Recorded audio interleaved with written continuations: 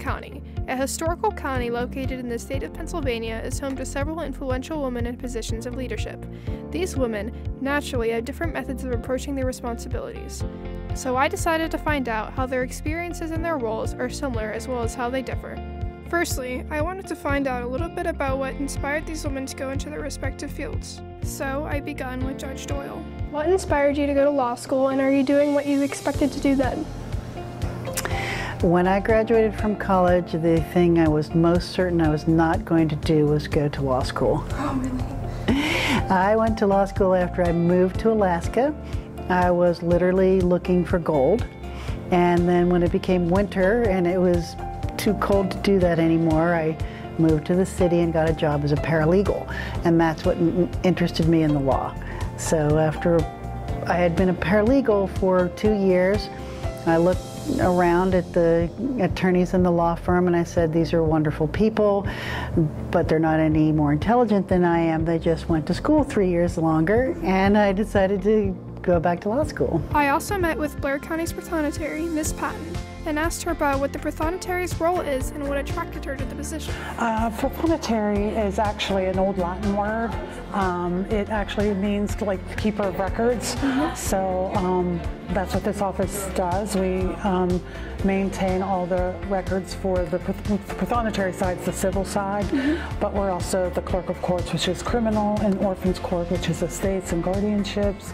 So we're the keeper of all those courts.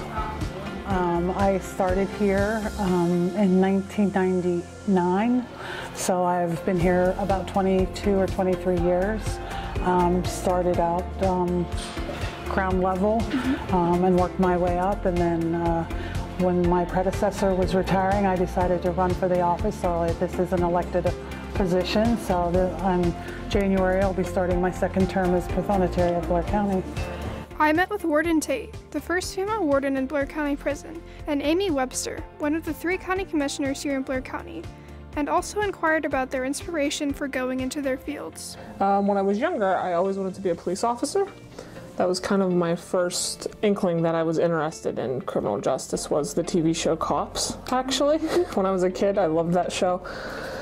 So when it was time to decide what I wanted to major in college, criminal justice just seemed like something that seemed interesting, and honestly, you weren't going to go out of business, right? So I started taking general courses in criminology my freshman year, and then starting my sophomore year, you had to make a choice between the police officer kind of track, that sort of law enforcement, or corrections.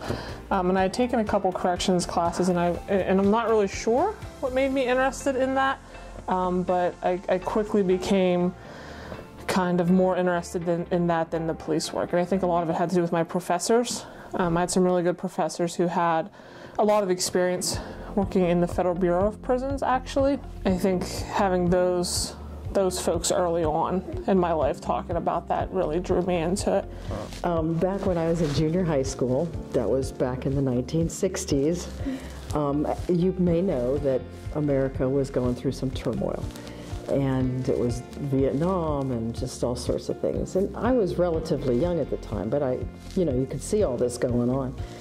And there were a lot of television shows and radio shows and protests about protests and things, and I had this idea that our government was probably trying to harm people, and so I thought I would want to be an attorney so that I could help people. Next, I asked about the toxicity that these women encounter in traditionally male-dominated positions, as well as what helped them overcome it. I mean, there is always going to be that. I think with women, I think that women have come a long way over the years, and I think that sometimes women have to prove themselves a little more in society. So